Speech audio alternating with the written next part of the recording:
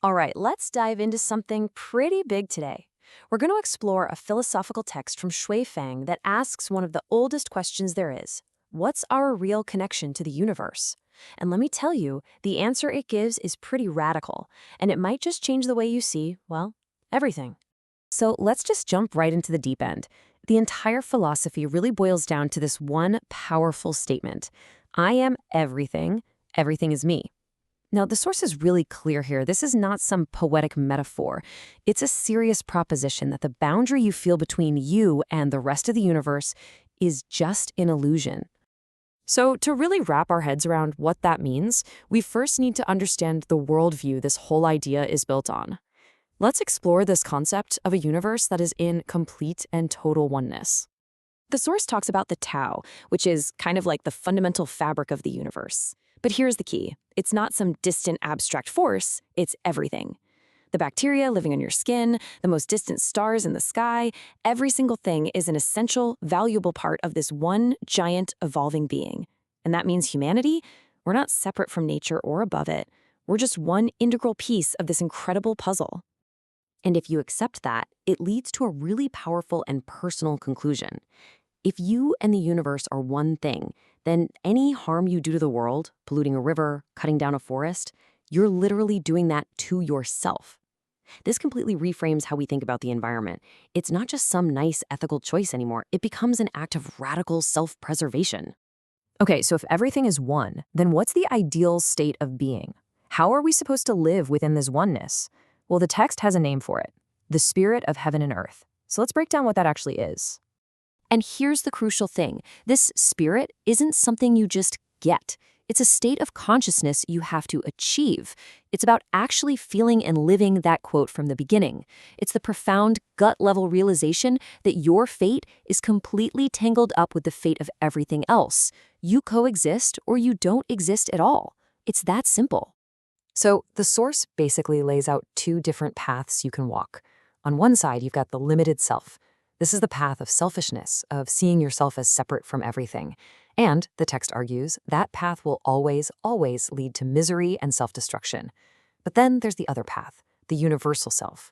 This is the one you find through the spirit of heaven and earth. It's about oneness, harmony, and ultimately, what the text calls eternal life. This all sounds incredibly profound, right? But how do you actually get there? How do you make that shift from the limited, separate self to the universal, connected self? Well, luckily, the text lays out a path of cultivation. First off, the path isn't some simple, straight line. It's described using this beautiful, classic line of poetry, which suggests a cycle of renewal. It's about letting the wildfires of your old, limited ideas and ego burn away, so that something new, something more connected, has the space to grow back. And here are the actual steps on that path. It's described as a series of walkouts, a deliberate process of stepping beyond our limiting identities. You start with the ego, the self. Then you expand beyond the box of family and nation. Then you step outside of rigid ideologies like religion and politics. And finally, you have to transcend a purely human-centric view of the world. It's a constant process of refreshing and purifying your perspective. You know, a huge part of walking out of all these human-made boxes is walking into something way, way bigger. And this is where a deep, real, sensory connection with the natural world becomes absolutely essential. The text really drives this point home in a very physical, very real way. It says, you don't just live in nature, nature is your body. I mean, think about it. The minerals in your bones, they come from the earth. The water that makes up most of your body, it comes from the rivers and the rain. So loving nature isn't some external act, it's a fundamental form of self-love and self-care. So if nature is literally our own body, how do we get reacquainted with it?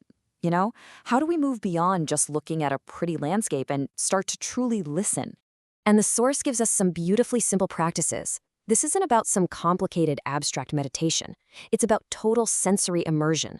It's about paying radical attention. Really listening to every sound, from the wind to the birds. Really observing the tiniest details, like a single blade of grass. It's about appreciating the weather, not as good or bad, but just as a part of the whole. The goal is to absorb all that beauty so deeply that it literally becomes part of your own consciousness. Okay, so we've seen the worldview, the ideal state of being, and the practical path to get there. So, where does this all lead? What's the ultimate destination of this entire journey? And here it is. This is the ultimate promise of this philosophy. By cultivating this profound sense of oneness, you reach a state where heaven and man are one. Your individual consciousness actually merges with the consciousness of the entire universe. And by identifying with the eternal whole rather than your temporary part, you gain what the text calls eternal life. And that reward is a complete transformation of who you are. We're not just talking about living forever. It's about developing a noble character, expanding your awareness beyond the tiny bubble of the here and now. It's about unifying yourself with the spirit of the universe itself. And the cool thing is, the path just keeps getting wider and richer the further you walk it. So we'll leave you with this final, really provocative thought. If you were to truly embrace this idea, if you really deeply felt that nature was your body and the entire universe was your mind, what then? What becomes possible? With that kind of connection and power, what would you create?